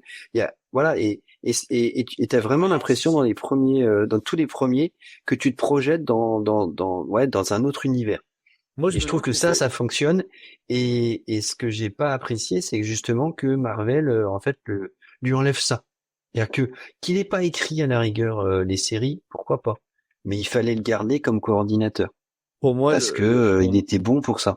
Moi, je me demande si ça participe pas aussi à son malheur, parce qu'il était peut-être bon, mais s'il regardait les séries, d'une, elles étaient pas toutes bonnes, et en plus, il devait avoir des idées très précises, par exemple pour les épisodes, parce que Hickman, je sens bien que c'est le mec qui aime bien tout maîtriser, et qu'en fait, le fait d'avoir juste à donner les guidelines, il voit des séries qui sont pas comme il a envie, qui vont pas dans les directions qu'il a envie, et même si les mecs raccordent un peu au dernier moment, c'est pas ce que lui voulait.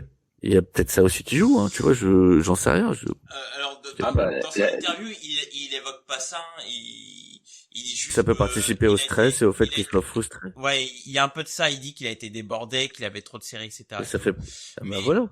Mais c'est pas forcément lui, c'est Marvel. Mais non, si c'est le showrunner, c'était normal qu'il soit débordé. Mais pour moi, il y a Marvel, quand même enfin, ce qu'il en retire à l'époque, c'est que lui, après Inferno, il voulait détruire Krakoa. Oui. Marvel a dit, non, poule aux œufs d'or, on garde. Ouais. Mais il y avait pas un juste milieu, quoi. Enfin, je veux dire. En fait, moi j'aurais été Marvel. En fait, je serais allé jusqu'au bout du truc. Et d'ailleurs, et c'est bien et par contre, et ça sert de leçon, puisque on le voit aujourd'hui à l'univers Ultimate. Hickman, il a fait son run sur l'univers Ultimate. L'univers Ultimate, c'est fini. Oui. Salut, on arrête.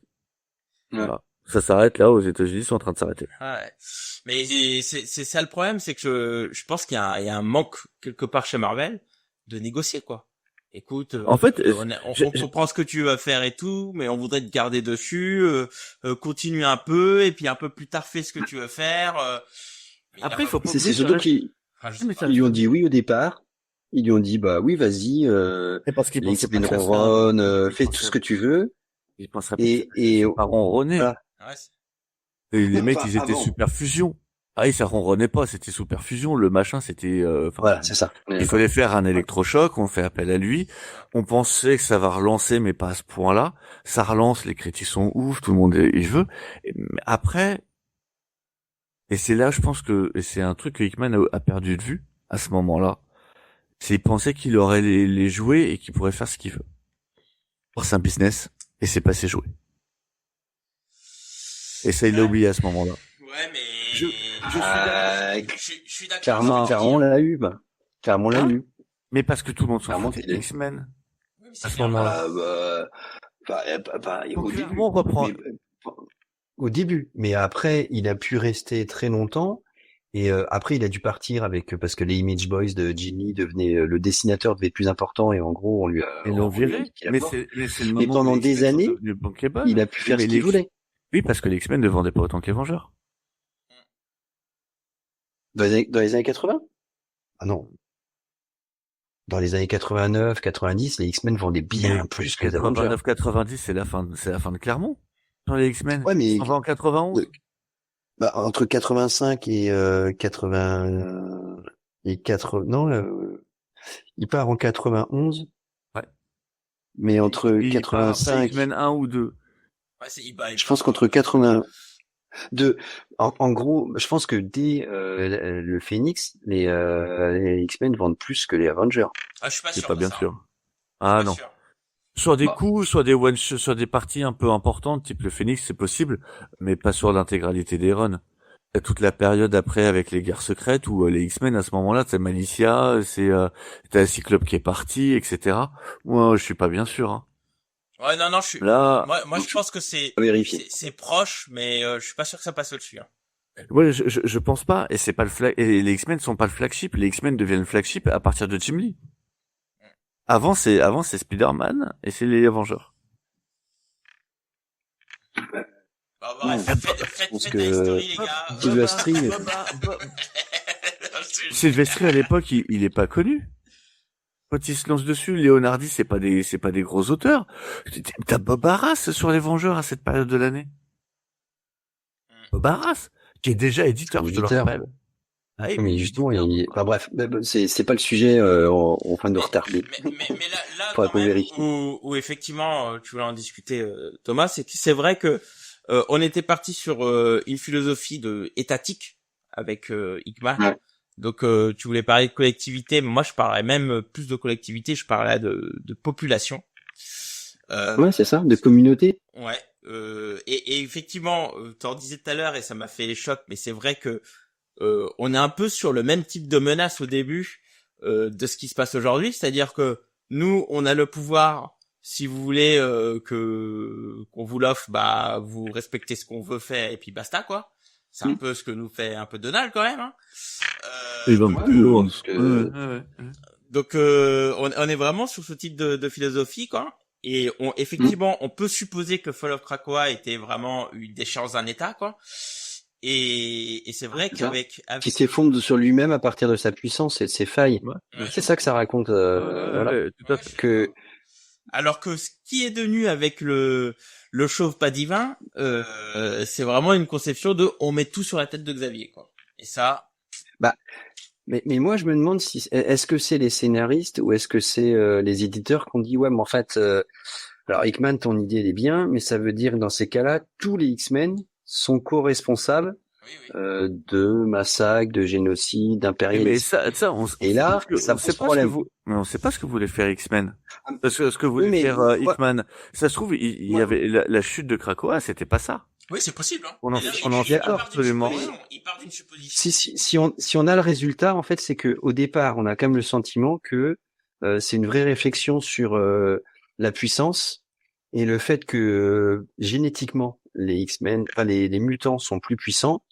Et en fait, c'est Hickman, l'idée, c'est de pousser l'idée jusqu'au bout et de dire en fait, ils sont par nature plus puissants et donc ils doivent avoir leur pays et être une puissance mondiale. C'est ce que raconte le début.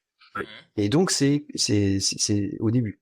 Et en fait, quand tu lis Fall of the House of Phoenix, etc., en fait, toute la responsabilité des choses est mise sur Xavier, parce que déjà c'est lui qui est au centre de cette histoire, mais c'est aussi parce que par plusieurs dialogues, en fait, il explique qu'il a manipulé ses X-Men, qu'il a transformé le passé, et donc tu te rends compte que même Moira n'est plus si importante n'est plus là, tu responsable de tout. Tu pars du principe. Et que le coupable est Xavier.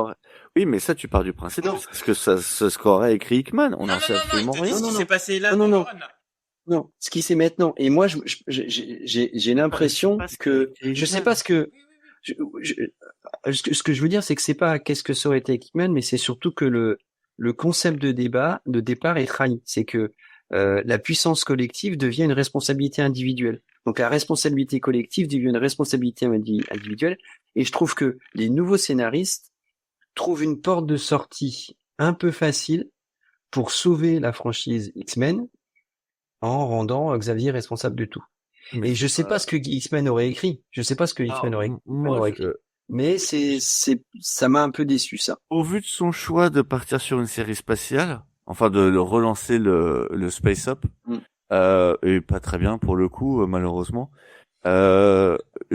Empire, c'est pas terrible pour le moment. Je sais pas. J'ai juste acheté le premier tome. J'ai pas encore lu. Fan. Je pense que en fait, il aurait fait que la Terre est trop bigote et trop petite pour les X-Men. tout déjà l'exploration de Mars. Et quand tu vois qu'il les emmène sur Mars, pour moi, en fait, il fait, la Terre c'est relou. Vous êtes chiant, vous voulez, en fait, il y aurait eu effectivement, je pense, un truc Orkis qui aurait voulu essayer de les tuer. Et en fait, les mecs, ils auraient pas sombré, ils se seraient exilés. Il y aurait eu un exode. Et je pense que la prochaine étape était l'exode dans l'espace. C'est possible. Qui, pour moi, aurait été incroyable. Ouais, Là, mais si c'était ça, tu serais resté dans la communauté. Oui. Tu serais resté dans l'idée d'une communauté entière qui part. Non, il serait devenu conquérant. Parce que mais une communauté conquérante. Ouais. Ça qui veut dire. Communauté conquérante. Ouais, mais t'aurais pu faire un. Mais communauté, attends. Pour moi, communauté, c'est pas négatif, hein. C'est pas communautariste. Pour moi, communauté, c'est un groupe ayant des points communs. Oui, ok, moi je le voyais comme un truc négatif. Non, moi je pense. Non. Ok. Non, c'est pour ça, moi j'étais là en mode plutôt communautariste. Non. Même pas.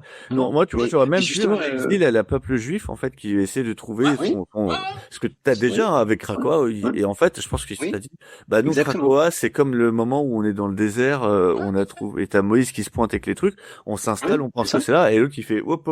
C'est pas là, c'est plus loin. Et du coup, il part dans l'espace pour faire. Il y a un peu une analogie avec Israël, hein, pour Krakoa, pour le coup. Hein, donc, complètement. Carrément. Donc moi, j'admets que je pense que c'est ce qu'il aurait fait quand on voit ce qu'il fait sur Mars. Et justement, si tu parlais t'as toute une réflexion sur l'utopie, en fait, parce que c'est ça, en fait, c'est, bien sûr. Le projet de Xavier et le projet de Magneto et d'Apocalypse, donc 3 utopies, en fait, finissent par fusionner pour le projet de Krakoa.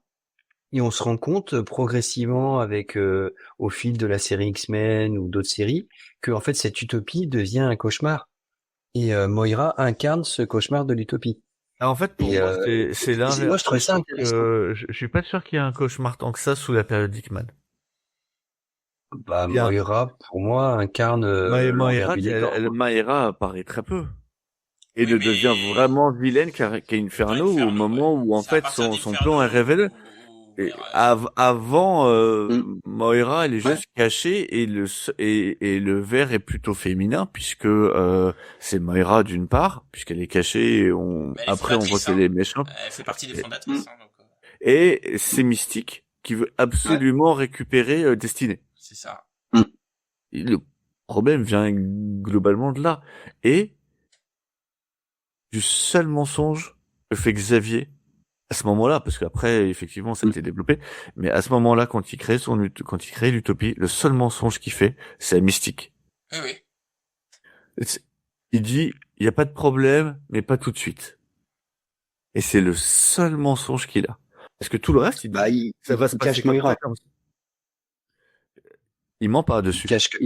Non, il ment pas dessus. Oui. Personne ne parle de Moira. Personne ne lui demande. Mais c'est un élément fondateur de Krakoa parce qu'il cache en fait qu'il y a une menace future et que les mutants sont censés aussi empêcher. Future, même lui il le sait pas. Ah si, parce qu'il y a tout l'aspect techno-organique. Il me semble. Non, Moira lui dit qu'il est possible qu'il arrive et ça veut pas. Et là, pour le coup, Xavier est un vieux de la vieille. Il a vu assez de réalités alternatives, assez de futurs et de prédictions pour savoir que rien n'est écrit. À un moment donné, faut pas déconner non plus. Là, pour le coup, c'est pas genre c'est gravé dans le marbre. Oui, mais Krakoa est la réponse à ce qu'a vu Moira, justement. Krakoa est une réponse à toutes les réalités qu'a vu Krakoa. Oui, tout à fait. Qu'a vu Moira. Mais toutes ne sont pas, tous les futurs ne sont pas les mêmes. Et tu la vois avec plein de futurs différents. Quand tu vois les lignées Moira, tu vois plein de futurs qui sont différents. C'est pas un truc et à chaque fois elle va un peu plus loin. Elle s'allie à un Magneto, elle s'allie à Charles, elle s'allie à un machin. Et avec ça, elle revient forte de son expérience. Elle dit, écoute, si on veut que ça marche, en tout cas, si on veut y arriver, ça va être ça. Et c'est un test, en fait. C'est pour ça que je parlais d'utopie et de voilà. Oui. Et moi, ce qui le mensonge de l'utopie fait que ça tombe. Ouais. Si Xavier avait été direct avec Mystique en disant « Je suis désolé, nous ne voulons pas et nous ne referons jamais de précog », Mystique, elle aurait été vénère, elle aurait pas été elle se serait barrée de l'utopie, elle aurait essayé quand même de niquer le truc, mais le verre aurait pas été dans le fruit, elle aurait pas pu prendre la place de Xavier, etc. Enfin, Tu vois, s'il avait été clair et net avec elle dès le début, et Magneto aussi, ça aurait été réglé. Ça aurait été très différent. Et ce que je trouve étrange, c'est, tu vois, ça m'a pas dérangé trop la fin avec tous les Sinister, tout ça. Mais en fait, Gillen introduit toute une dimension sur Dieu, sur la réflexion, en fait, il bascule de la puissance d'un État à la puissance d'un individu qui veut devenir Dieu. Ah, tu l'as déjà chez Hickman. Power, c'est celui qui se passe dans le futur et House, c'est celui qui est à l'heure actuelle, c'est ça? Ouais, c'est ça, ouais. Power, c'est les créatures. Dans House of X, t'as Magneto qui va pour proposer le deal à certains chefs d'État et essaye de se retourner contre Magneto et Magneto leur dit vos nouveaux dieux c'est nous. C'est pas X-Men 1 ça?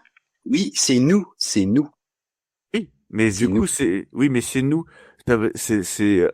Tu es plus sur de la déité unique, t'es sur de la déité polythéiste. C'est la différence est minime en fait. C'est-à-dire que non, l'humain devient Dieu et les mutants sont devenus des dieux. Dieux. Voilà. Oui, mais c'est la même chose. C'est pas le collectif qui devient Dieu, c'est chaque mutant devient Dieu. C'est comme ça que je le. Ah si. Pour moi, c'est Krakoa. C'est nous, c'est Krakoa. Non. Et Magneto à l'époque ne parle pas pour lui et parle pour la communauté. Et Gillen transforme ça en il parle pour les mutants. Il parle pour les mutants. Chaque mutant. Je pense que vous êtes. Non mais je pense que vous êtes d'accord, mais c'est juste que Thomas, il est. Ah non, entre un et des dieux, c'est pas la même chose. Non mais ce que je veux dire, c'est que vous deux vous dites que il y a une déification du groupe, mais toi tu dis c'est chaque individu du groupe, et Thomas il dit c'est le groupe en entier. Mais dans la finalité, c'est la même chose, les gars. Je sais pas pourquoi. Non, parce que pour moi, Magneto à ce moment-là, il parle pas en tant, il parle oui en tant que mutant l'espèce, mais pas en tant que groupe. Pour moi, je pense qu'il parle individuellement. Non, mais, mais après, j'ai pas pour autant trouvé que la fin était catastrophique. J'ai juste, tu vois, si on parlait de Marvel, ouais, elle est bien mieux que l'Après Inferno, ouais, je suis d'accord. Mais pendant sur cette fin, ce que j'ai trouvé, c'est que j'ai trouvé un sentiment que Marvel avait tellement épuisé le filon qu'il fallait trouver une fin, et que la fin n'était pas raccord pour moi avec le concept de départ. Était une fin différente qui oui, mais ça c'était précis quand même, mais qui était pas si ça avait été Hickman, je pense il y aurait eu une logique plus forte. Elle aurait peut-être été moins bonne. Mais il y aurait quand il arrive sur les X-Men, comme quand là il est sur l'univers Ultimate, il vient pas avec un truc en disant je vais commencer comme ça, je sais pas trop comment je vais faire après. Il vient avec un début, un milieu, une fin. Il a un plan, il sait ce qu'il va faire. Donc exactement. Moi, je pense que Marvel a eu tort de suivre le plan. Je pense que par contre, Hickman a eu tort de penser. Enfin, tort. Qu'il aurait tout le temps de tout faire. Bah, je sais pas, hein, il a tout dans sa Avengers quand même. Donc. Il est loin pourtant. Hein. Avengers, oui, mais ça très loin. Oui, mais parce que ça permettait une relance forte de l'univers en entier. Tout à fait. Que les X-Men n'auraient pas permis, je pense. Parce que les X-Men, ils auraient voulu les envoyer dans l'espace et après, t'avais pas les X-Men. Je pense que vraiment, ils voulaient faire un truc avec les mutants radicaux. Enfin, faire un truc radical avec les mutants, pardon. Et du coup, les envoyer dans un endroit où il aurait été dur de les faire revenir après quand ils seraient partis. Possible. Cela dit, c'est pas ce qu'ils ont fait. Après, c'est mon opinion et ça n'engage que moi. J'en sais rien. Jonathan ne m'a pas encore appelé pour m'en parler. Passe à la suite, mais je suis sûr qu'il t'appellera. Il va peut-être utiliser son idée pour ce qu'il est en train de faire en ce moment. Pour le coup. Cela dit, bon, on a eu quand même un joli Marvel qui nous range ses jouets, et ça fait 1 an qu'on est sur le poste Krakoa, et ça me donne toujours pas envie de lire les X-Men, ce qui nous amène à la question, est-ce que cette franchise, d'ailleurs, toutes les personnes que je connais me disent les mutants c'est pas ouf, il y a peut-être Ben qui dit des fois il y a un peu d'espoir, etc. et tout, mais globalement on me dit que c'est pas ouf. Du coup, qu'est-ce qu'on fait des X-Men? Qu'est-ce qu'ils essayent de faire? Est-ce que on est dans une phase de tempo, le temps que les films arrivent?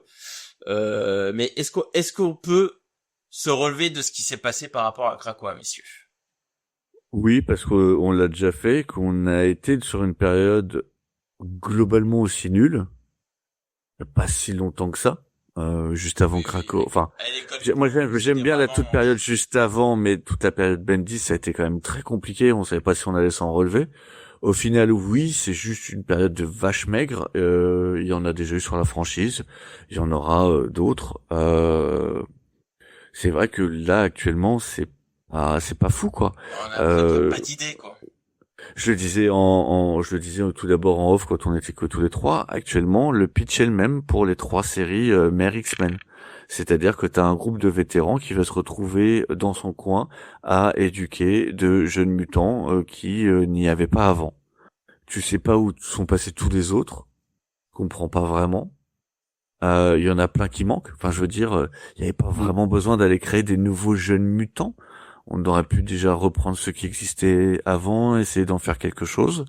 L'histoire est globalement la même pour tous. Après, ça se développe un peu, sûrement, mais en tout cas, au début, c'est exactement le même pitch, c'est exactement les mêmes trucs. Chacun avec sa sensibilité, mais l'histoire est la même. Et c'est un vrai pas en arrière, et ça fait penser un petit peu à quand on demande à Claremont de revenir pour rétro-pédaler la période de Morrison, où il a été une période de vache maigre. Il a fallu attendre globalement l'arrivée de Brubaker pour que ce soit vaguement potable, quoi. Et encore, même Brubaker, ça a été compliqué. Donc là, ils ont essayé de relancer en ressortant une nouvelle version de Age of Apocalypse, qui, de ce que personne n'a demandé d'ailleurs. Que personne n'avait demandé, qui n'a pas l'air folle de ce que j'ai cru comprendre. Et on verra bien comment ça se passe, mais c'est compliqué quoi en ce moment les X-Men.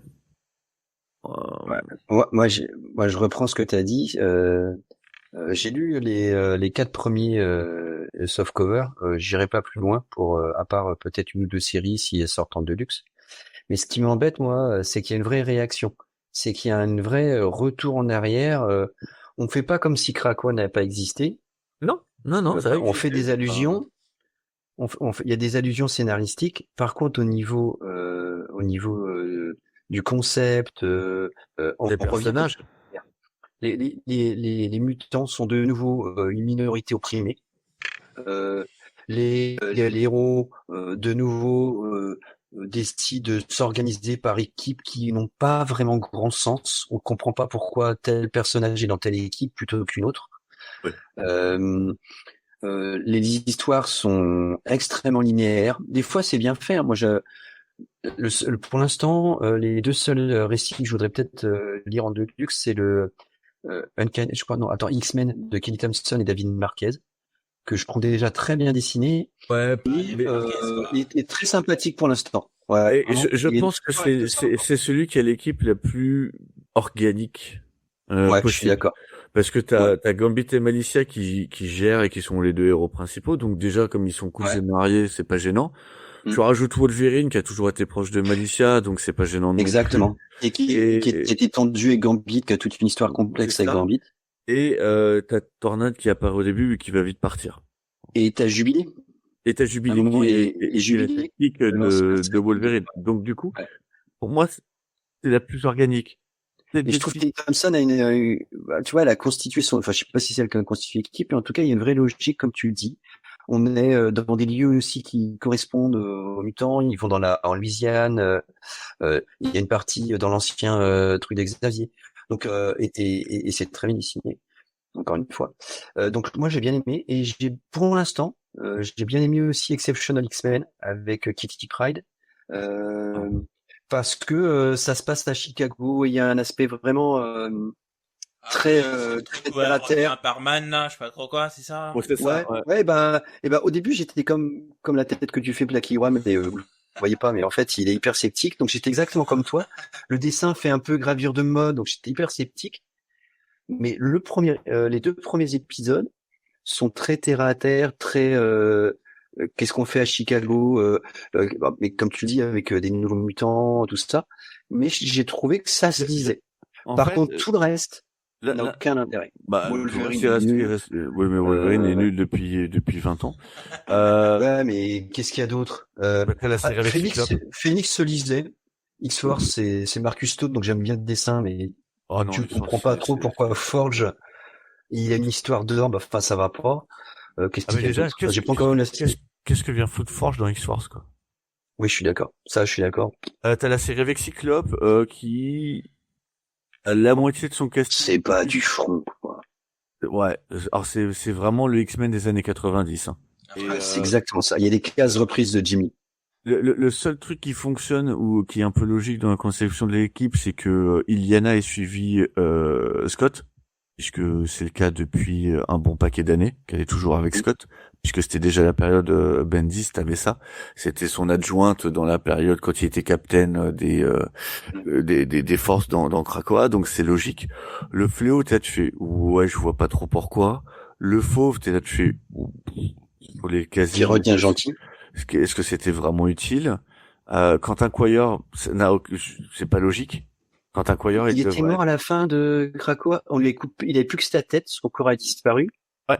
Donc, en fait, sa compagne, donc une des frères Koukous, en fait, éteignait la machine qui mettait en route la tête. C'était un peu débile, mais c'était une fin qui était plutôt belle. Et là, il réapparaît avec son corps, avec en jeune, plus le dessin accentue le dessin accentue le côté vachement ado. Ouais. Donc en effet, t'as l'impression qu'il est plus jeune, il est plus en couple. Bah déjà ça n'a aucun sens. Déjà t'as l'impression que Cyclope sur certaines cases, il est devenu ado. Là tu fais wow. Ouais, c'est vrai, t'as l'impression qu'il y a eu un rétropédale. Et Quentin Quire, en plus, il devait être dans une équipe, il doit être avec Wolverine. C'est là où il y a une dimension. Enfin, je veux dire, c'est là où t'as une synergie, il y a un truc. Ouais. Alors que là, je comprends pas. Et Psylocke, pourquoi Psylocke est là? On refait la tendance des années 90 où Cyclope il regardait Psylocke. Et t'as vu la manière dont Stegman représente ses sabres psioniques? On dirait un espèce de torchon entouré sur un sabre. Il y a d'autres fois, Stegman est plutôt sympa, je trouve ça agréable à regarder. En fait, pour moi, Stegman, c'est un très bon émule de Todd McFarlane et ça marche plutôt bien sur Venom, le Spider-Man. Sur les X-Men, ça marche beaucoup moins bien. Il a besoin d'un truc organique, lui. Ça marche pas super. Donc voilà, les séries sont vraiment pas folles. Bon, j'ai envie de te dire, ouais. Mais et comme je le dis, je te le disais. Voilà, quoi. Mais c'est ça, là, moi en fait. De toute façon, c'est un bide. Hein. C'est un bide. Hein. J'attends le prochain run. C'est très rare que je feuillette même pas, alors que je suis les X-Men depuis les années 90, même un peu avant, et que j'ai globalement, hormis la période Bendis sur le milieu fin, où je les ai plus, je les achetais pour les acheter, ils sont là, je les ai jamais lus. Mais sinon, je feuillette toujours, même dans les périodes les plus mauvaises où je suis vraiment là, et je sais de quoi ça parle. Là, j'ai lu les 2-3 premiers, et en fait, je les entasse, je les lis même pas, je les feuillette même pas, je les ouvre même pas. Et bon, c'est ce que j'ai lu. Il va falloir, je pense que c'est vraiment quand il y aura les films qu'ils vont essayer de faire quelque chose, mais là, t'as l'impression que, c'est mis en Mais les films, ça va pas être tout de suite, quoi. Mais le problème, c'est que c'est la faute pour moi, c'est la faute de l'éditeur, là. Hein, parce que quand tu regardes les noms, Jen McKay, moi, je connais assez plus ce qu'il a fait. J'ai juste lu La Chatte Noire, que j'ai bien aimé. Après, il paraît que et là, je vais essayer de persister sur les X-Men de Cyclope parce que Ben dit que Jen McKay, en fait, ça prend bien. J'ai l'impression que Jen McKay, ses runs sont mettre du temps à démarrer. Parce qu'il paraît que son Moon Knight est très bien, mais au début, faut y aller, faut rentrer dedans. C'est Vengeurs, c'est pareil, le début, c'est pas fifou. Mais là, actuellement, ce qui sort en VF, c'est quand même plutôt pas dégueulasse. Et donc, du coup, je pense que c'est un mec qui a peut-être un peu un diesel, tu vois, il va peut-être falloir attendre. Donc, je pense que je vais m'en refaire une dizaine d'épisodes, histoire de voir un peu si ça se développe un peu plus, quoi. Mais bon écoute, on va conclure dessus sur un message d'espoir de Cab. Parce que malheureusement, je voulais être plus négatif que ça. C'est que pour moi, c'est l'ensemble des séries Marvel qui en ce moment sont pas bonnes. Oui. Il y a 2 séries qui m'intéressent, enfin 3. Il y a Moon Knight, on a parlé, ça m'intrigue parce que tout le monde en parle, ça aide bien. Il y a le Incredible Hulk que j'ai lu le premier tome qui est sympa. Et il y a le Immortal Thor d'Ali Wing. Tout le reste, ça m'intéresse pas. J'ai essayé plusieurs trucs et Marvel est dans une très mauvaise passe créative en ce moment. Oui, en ce moment, c'est dur. C'est très très dur. Écoutez, très bien. C'est sur ces très beaux mots d'espoir pour Marvel qu'on arrêtait là. Tu veux être optimiste? Eh ben non. Non, de toute façon là, moi je suis pessimiste sur les X-Men. Bon, écoutez, c'est un petit podcast de retour. Moi, je crois qu'on a fait 1h20, tu vois. Donc, on est pas mal dans l'objectif. On a une petite ma petite cagade qui fait qu'on est un peu plus tard que prévu, mais bon, voilà. Écoutez, je vous invite à réagir, hein. On peut en discuter, hein. Vous pouvez venir sur le Discord, etc. Répondre, que ça soit sur Twitter, @ggcomics, ou sur Facebook, ou via mail, ggcomics@comics-sanctuary.com. Et puis on va revenir d'ici un mois, on va décider des prochains sujets, on va s'organiser pour qu'on puisse faire des GG revenir mensuellement. En plus, il se passe plein de petits trucs avec nos amis américains qui mettent plein de petits sujets, ma foi. Ah ça. Donc on va revenir très vite. Baby. Et oh finesse. Et puis surtout, je vous souhaite une bonne soirée, une bonne journée si vous écoutez un podcast. Et n'oubliez pas, écoutez, c'est bien. Et lire des comics, c'est mieux. Et je vous dis à la prochaine. Allez, tchuss. À bientôt. Ciao. Salut.